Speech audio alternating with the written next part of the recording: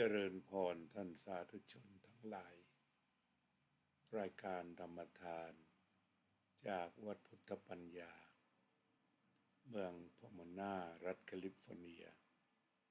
ประเทศสหรัฐอเมริกามาพบกับท่านผู้ฟังท่านผู้ชมอีกวาระหนึ่งรายการธรรมทานจากวัดพุทธปัญญาพบกับท่านสาธุชนวันนี้เป็นวันที่8กันยายนพุทธศักราช2568ที่เมืองไทยวันที่8กันยายนพุทธศักราช2568ที่กำลังจะผ่านไปในวันนี้ก็ตรงกับวันแรม1 ค่ำเดือน10เป็นวันรับตายายรำลึกถึงบรรพบุรุษดูแลทำบุญอุทิศไปให้ในยุคที่สื่อสารดีๆแบบนี้เมื่อวานนี้ก็ส่องมองไปทางหลังสวนที่วัดแหลมทรายคนก็หนาแน่นที่วัดอิฐคนก็หนาแน่นวัดปราสาทนิกรก็หนาแน่นก็เท่าที่จะเห็นทางเฟซดูแล้วก็ชื่นอกชื่นใจที่มีคนมากันอย่างมากมายจิตอันล้ำลึกถึงบรรพบุรุษบิดามารดาผู้สร้างบ้านเกิดเมืองนอนส่งต่อสืบทอดลูกหลานยังมีสูงมีคนวัยรุ่นคนรุ่นใหม่ก็เข้ามาทดแทนคนรุ่นเก่าได้อย่างสวยงามทางภาคอีสานเมื่อ15 ค่ำก็ได้มีการจัดวันเข้าสากคือถวายสลากพัดแก่พระภิกษุตามวัดต่างๆจุดมุ่งหมายเพื่ออุทิศส่วนกุศลแก่ผู้ล่วงลับไปแล้วเช่นกันนี่ก็คือข่าวความดีงามอย่างยิ่งในทางสังคมนอกจากนี้ทางภาคอื่นๆก็มีการไปทำบุญวันศาสตร์กันก็ชื่นชมที่เราได้ร่วมกันสืบสานวัฒนธรรมไว้อย่างเหนียวแน่นกันอีกครั้งหนึ่งวันนี้อาตมาภาพก็ได้รับคำถามจากวัยรุ่นมักจะตั้งคำถามไปในทางเดียวกันว่ามีอะไรไว้ทำไมก็ได้ถามกันมาแล้วตั้งแต่มีทหารไว้ทำไมท่านแม่ทัพภาค2และท่านอื่นๆก็ตอบให้แล้วอย่างดีมีวัดไว้ทำไมก็ตอบกันไปแล้วมีพระไว้ทำไมก็ตอบกันไปหลายงานแล้วเช่นเดียวกันตอนนี้ก็มีสติไว้ทำไม เพราะว่าสติเป็นคำที่พูดกันมากในวงการพุทธบริษัทการพูดถึงเรื่องสติมากๆอย่างนี้ไม่มีอะไรเสียหายเป็นเรื่องที่ดีงามเพียงอย่างเดียวให้ช่วยกันพูดให้เยอะกล่าวให้เยอะทีนี้เพื่อเพิ่มพูนศักยภาพในทางปฏิบัติก็ให้คำแปลไปซะอีกที่ส่องถึงการปฏิบัตินั่นคือการระลึกได้ระลึกก่อนทำระลึกก่อนพูดระลึกก่อนคิดระลึก ให้ได้ก่อนทำกิจกรรมทุกอย่างเรียกว่าสติสติจะทำงานคู่กันกับสัมปชัญญะคือเมื่อระลึกได้ก็จะรู้ตัวทั่วพร้อมในขณะที่ทำที่พูดที่คิดเราจึงเรียกกันว่าสัมปชัญญะมีสติสัมปชัญญะกล่าวรวมสองคำรวบเลยก็เรียกว่าระลึกรู้ระลึกรู้คือรู้ว่ากำลังทำกำลังพูดกำลังคิดนั่นเองนี่คือสติสัมปชัญญะที่จะต้องทำงานร่วมกันหรือความหมายมีไว้ทำไมเมื่อชีวิตต้องเดินไปอย่างปลอดภัยก็มีไว้เพื่อการคุ้มครองชีวิตไม่ให้ผิดพลาดไปบางคราวถ้าผิดพลาดก็ถึงตายเช่นเดินอย่างไม่ระมัดระวังลื่นล้มตรงนี้ก็มีกรณีศึกษามาเยอะลื่นล้มหัวฟาดบางทีต้องนอนติดเตียงจากการลื่นล้มนั้นหรือว่าหมุนตัวโดยไม่ได้ระมัดระวังก็ทำให้เส้นเสียไปก็มีหรือลงจากบันไดที่เคยลงมานานปีแต่วันหนึ่งก็สะดุดจนหัวทิ่มอาจจะพิการหรือตายแล้วก็เรื่องที่มีมากสุดขณะนี้เกิดบ่อยคือลื่นล้มในห้องน้ำตรงนี้ก็สติช่วยได้ก่อนเข้าห้องน้ำก็คิดว่าเคยมีคนลื่นมีที่เกาะหรือเปล่าต่อไปก็จะขยับตัวเข้าไปและจะเกาะตรงไหนได้หรือหาจุดยืนอาจจะยืนมุมไหนที่มันไม่ลื่นเมื่อถูสบู่แล้วไม่ลื่นหรือเดินเข้าไปแล้วไม่ลื่นก็ไปยืนอยู่ในจุดนั้นแต่ว่าทุกครั้งก็ต้องระลึกได้ว่าการเข้าห้องน้ำนี้มีคนเคยลื่นล้มต้องปลอดภัยอันนี้ยกตัวอย่างทีนี้สติก็ทำหน้าที่คุ้มครองไม่ให้ล้มไม่ให้ขมำไม่ให้ลื่นอันจะเกิดอุบัติเหตุทีนี้ต่อมาเวลาที่เราจะทำอะไรที่เสี่ยง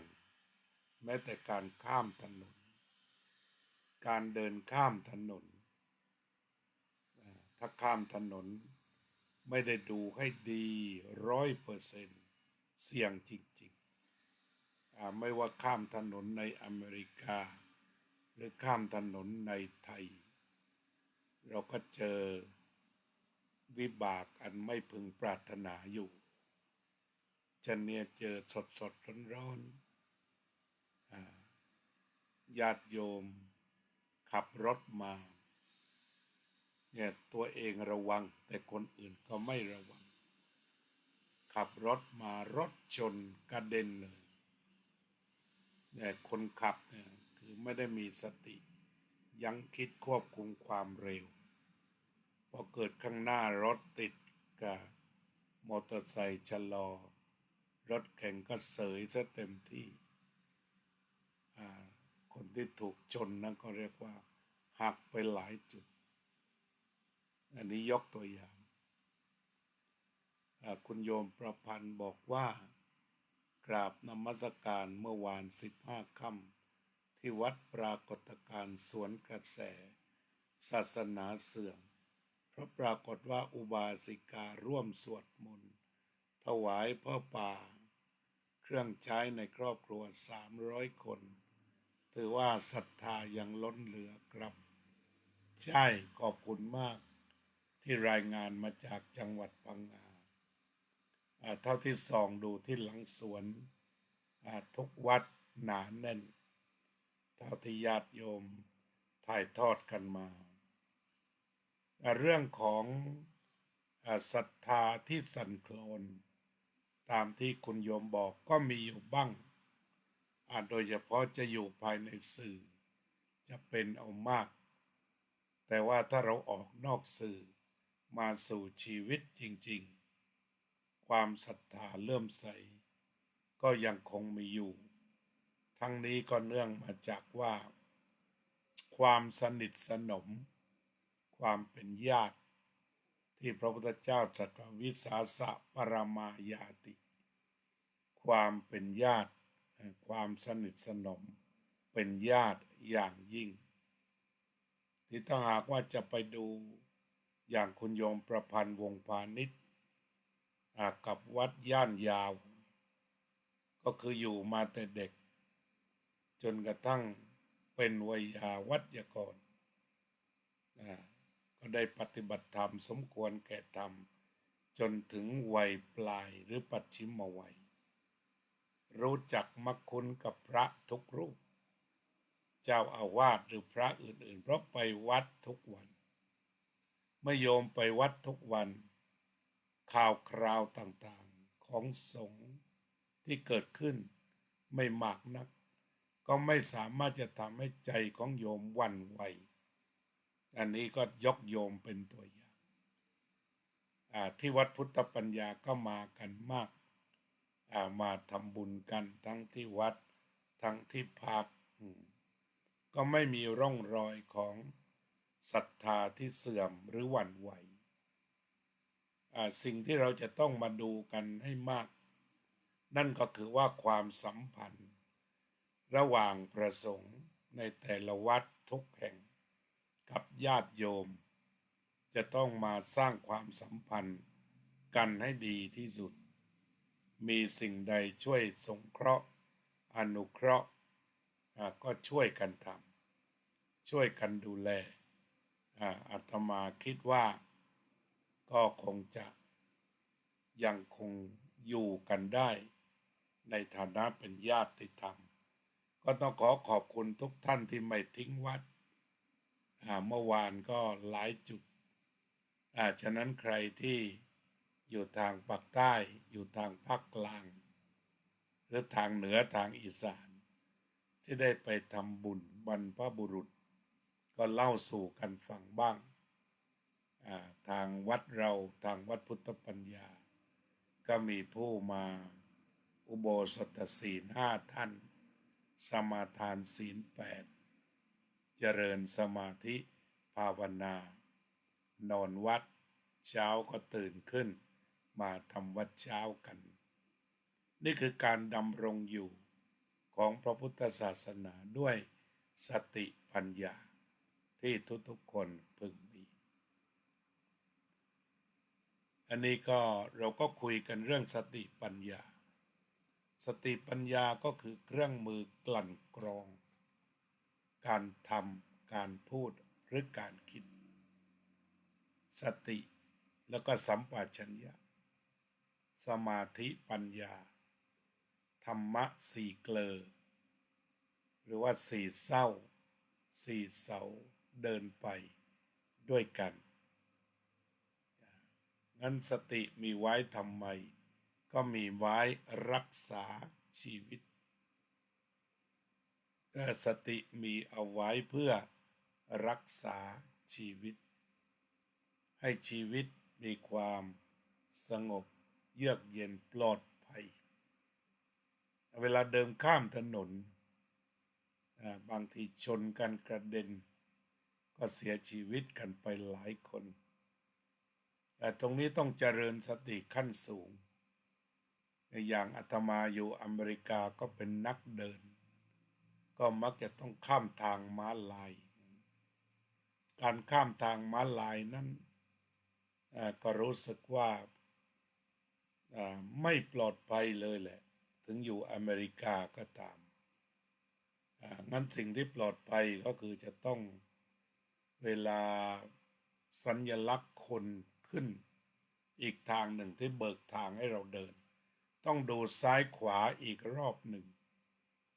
ว่ารถเขาจะเลี้ยวก่อนหรือเปล่าแต่ทางอเมริกานั้นถ้าเท้าเราไปแตะม้าลายรถที่ขับเขาก็นิยมหยุดแต่ว่าเคยเหมือนกันบางคันไม่หยุดเฉียวหลังเย็นวาบเลยล่ะ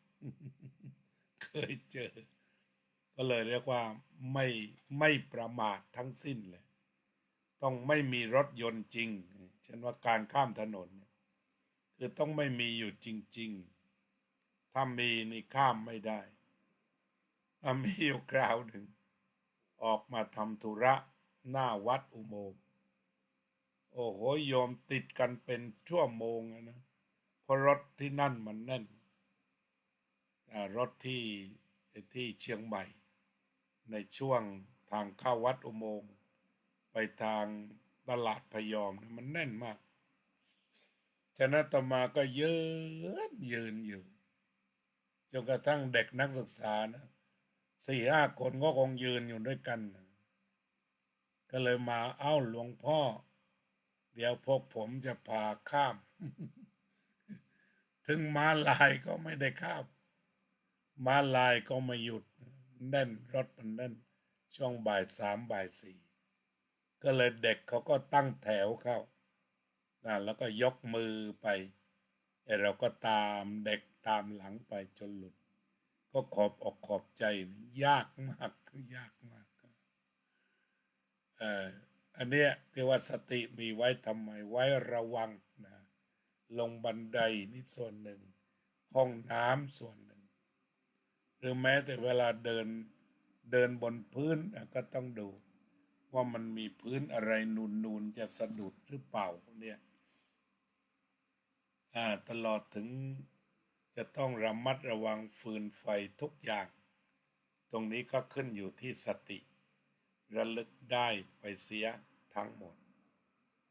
สติระลึกได้เพื่อที่จะมารักษาชีวิตของเราให้ปลอดภัยนั่นเอง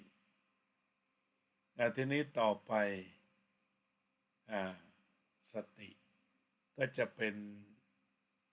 ตัวรักษาวิถีชีวิตการดำเนินชีวิตในวิถีที่ปลอดภัยเช่นหลักธรรมในทางพระพุทธศาสนาบอกไว้ว่าถ้าเราดำเนินชีวิตโดยห่างอบายมุขกล่าวคือไม่ดื่มน้ำเมาไม่เที่ยวกลางคืนไม่ดูการละเล่นไม่เล่นการพนันไม่คบคนชั่วเป็นมิตรไม่เกียจคร้านการทำงานหากมีสติดึงไว้เช่นนี้ก็ไม่ทำตนเองไปสู่บ่อนสู่บาร์อันจะก่อให้เกิดความทุกข์อันจะก่อให้เกิดความหายนะตรงนี้ก็เรียกว่าสติรักษาชีวิตและรักษาทรัพย์ระลึกซะก่อนพิจารณาซะก่อนจะควักเงินไปจ่ายอะไรก็ถามว่าจ่ายแล้วคุ้มค่าหรือไม่นี่ตัวอย่างใช้สติถ้าพาไปซื้อเหล้าซื้อเบียร์ดื่มจะคุ้มค่าจะส่งเสริมสุขภาพหรือไม่ตั้งคำถามด้วยสติ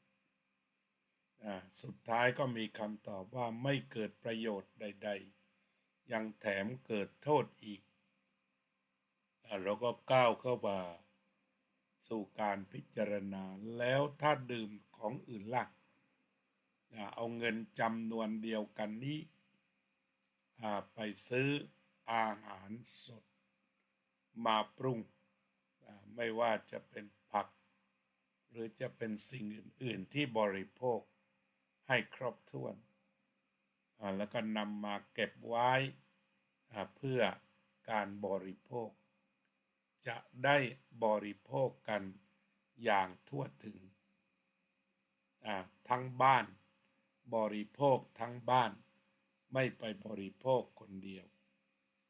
ตรงนี้ก็ขึ้นอยู่กับสติหรือเวลาใครชวนไปเที่ยวสถานเริงรมย์สนุกสนานโดยจ่ายเงินเยอะเช่นต้องไปร่ำสุรากันก็มีสติว่า ปัจจุบันนั้นเศรษฐกิจฝืดเคืองควรจะเก็บเงินไว้ใช้จ่ายค่าไฟค่าน้ำค่าอื่นๆจะดีกว่าต้องการสติทั้งหมดถ้าคนที่สติสัมปชัญญะสมบูรณ์แล้วก็หมั่นคิดบ่อยๆเมื่อเกิดเหตุการณ์อะไรที่ต้องตัดสินก็คิดเอาไว้แล้วก็จะปลอดภัยรักษาทรัพย์ได้เลยรักษาทรัพย์ได้เยอะเลยแต่ว่าตอนนี้ก็จะไปทุ่มกับลอตเตอรี่กันมากตรงนี้ก็ต้องทบทวนว่าแท้จริงแล้วเนี่ยมันจะเป็นประโยชน์จริงหรือเปล่าตรงนี้ก็ต้องทบทวนท่านอาจารย์พระครูโชติธรรมบัณฑิตถ้าสะดวกเขียนเรื่องฤดูกาลตาลกวยสลากมาให้นิดหนึ่งว่ามันจะตกประมาณเดือนไหนเทียบกับเดือนทางกรุงเทพให้ด้วยแล้วก็มันเป็นเดือนของทางเหนือมันเอียงอะไรกันอยู่อาจารย์มาก็พอดีเขียนให้หน่อยจะรอคือจะเทียบเวลากันภาคใต้วันตายายก็รับกันไปตอนแรม1 ค่ำเดือน10แล้วส่งตายายแรม15 ค่ำทีนี้ผมจำได้ว่าผมอยู่เชียงใหม่จะผ่านเดือนตาลกวยสลากเนี่ยเคยไปที่แม่แจ่มซึ่งทำได้ดีเป็นวัฒนธรรมท้องถิ่นมีการทำไม้ไผ่ใส่เข้าของแท้เลยอย่างเราไปที่แม่แจ่มอย่างนี้ทีนี้มันเดือนอะไรช่วยจัดการให้ด้วยนะถ้าว่ายังไม่ง่วงหรือว่าเข้ามาเขียนคอมเมนต์แล้วก็ไปทำอื่นป้าหนึ่งว่านั่งฟังอยู่อันนี้ก็ทดสอบว่าฟังจริงหรือเปล่าถ้าฟังจริงก็ช่วยเขียนมาให้หน่อยเพราะฉะนั้นก็สติมีไว้รักษาชีวิตเช่นการขับรถขับราถ้าขับรถปลอดภัยไม่มีใครชนเราชีวิตปลอดภัยไม่ไปชนใครทรัพย์สินปลอดภัยนี่ก็อยู่ที่สติที่จะต้องใช้สติอย่างมากต่อมาก็สติรักษาใจถ้าเราได้ศึกษาเกี่ยวกับคำว่าอินทรีย์สังวรตรงนี้ต้องใช้สติอย่างหนักใช้สติสัมปชัญญะอย่างมากเพราะว่าพระพุทธองค์ให้เราระวังเวลาตาเห็นรูปหูฟังเสียงจมูกดมกลิ่นลิ้นลิ้มรสกายถูกต้องโผฏฐัพพะจิตใจรับธรรมารมณ์ระวังไม่ให้ยินดีและยินร้ายจุดระวังจะอยู่ตรงนี้ระวังมิให้ยินดีมิให้ยินร้ายทั้งสองด้านระมัดระวังไม่ยินดีไม่ยินร้ายจิตก็ว่างจากยินดีว่างจากยินร้ายปราศจากการควบคุมบีบบังคับของยินดีหรือยินร้ายเพราะทั้งยินดียินร้ายจะเพิ่มพูนความหนักใจ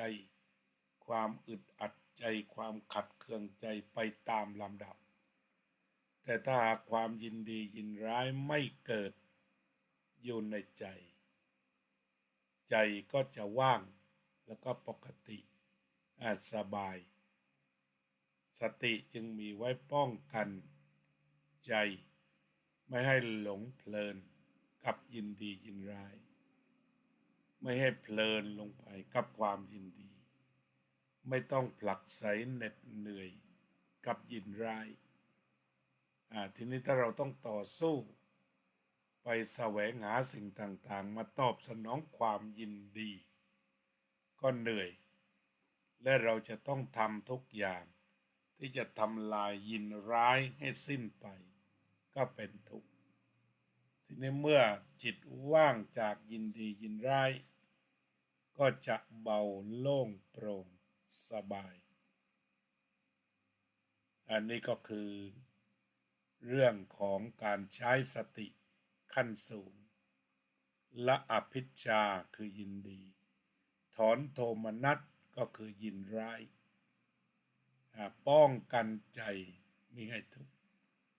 สติมีไว้ทำไมสติป้องกันใจไม่ให้ยินดียินร้ายอันเป็นเหตุแห่งความทุกข์คือถ้ายินดีก็มีกิเลสไปอีกส่วนหนึ่งถ้ายินร้ายก็มีกิเลสไปอีกส่วนหนึ่งอาจารย์นิคมเข้ามาแล้วถ้ายังอยู่อยากถามว่ามีโอกาสกลับมาวัดพุทธปัญญาอีกสักครั้งหรือไม่อีกสักครั้งก่อนจะกลับตั้งคำถามและตอบให้หน่อยว่าก่อนวันที่15จะกลับมาเยือนวัดพุทธปัญญาอีกสักครั้งหรือไม่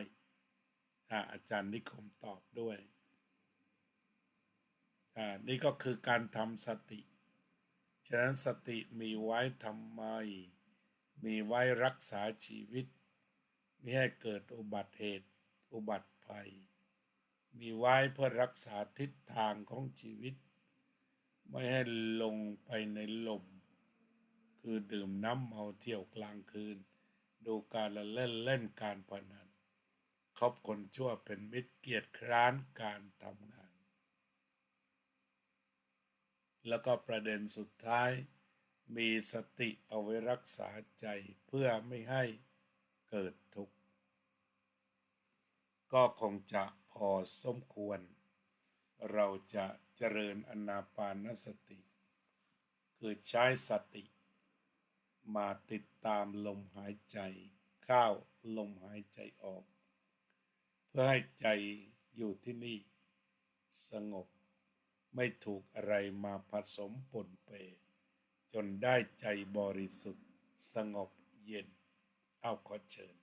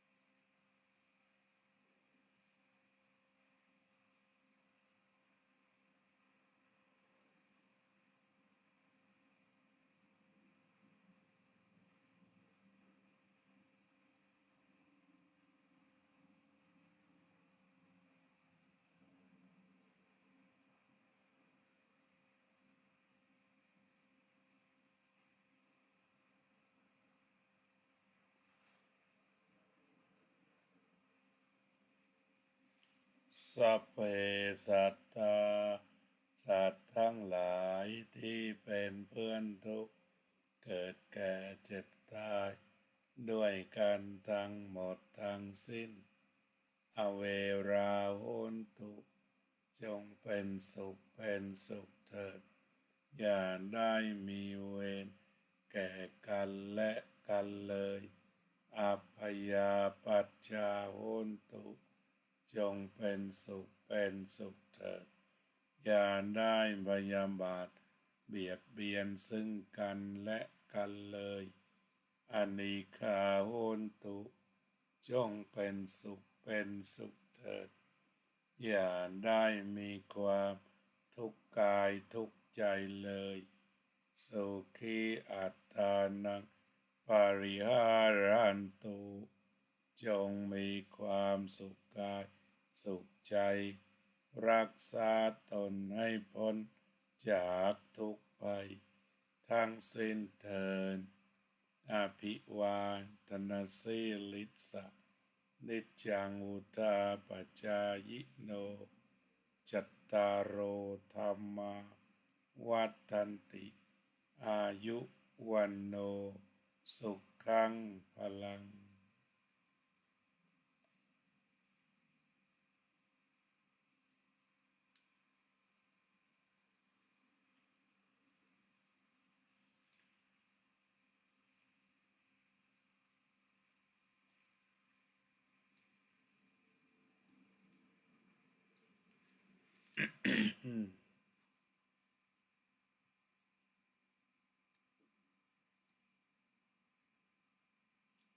เจริญพรโยมโจ้เจริญพรโยมไพจิตเจริญพรโยมน้อยเจริญพรโยมกัลยาว่องทิพย์คงคาเจริญพรโยมโซเฟียสุภาพรเจริญพรโยมทิติมามาเธอเจริญพรโยมอุบลอินทวงศ์เจริญพรโยมบุญทริกา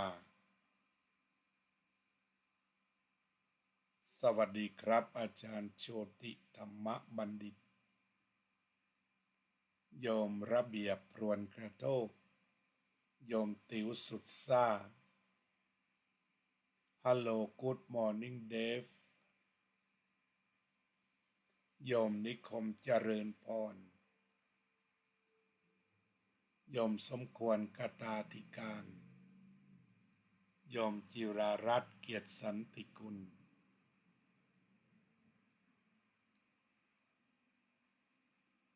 โยมน้อยพรหมประเสริฐโยมอุบลสรุปว่าสติมีไว้รักษาชีวิตขอบพระคุณค่ะโยมสรุปได้ดีน้อง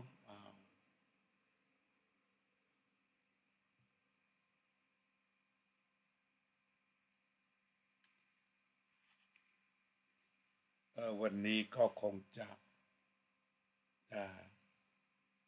ขอบคุณทุกท่านจะได้มาร่วมรายการทุกท่านเป็นผู้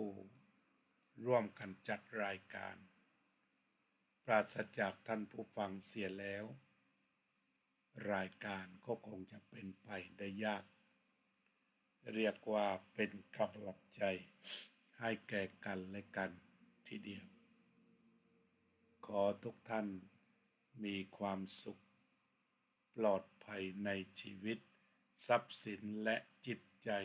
ตลอดไปเถิด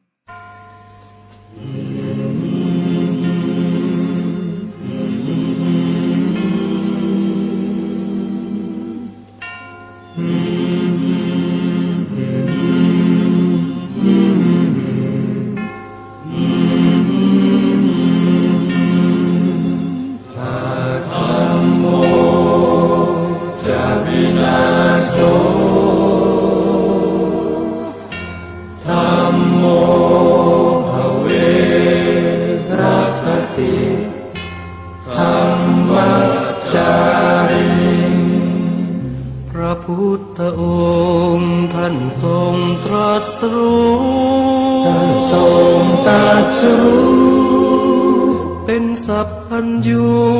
ตรัสสอนความจริงว่าธรรมะย่อมชนะ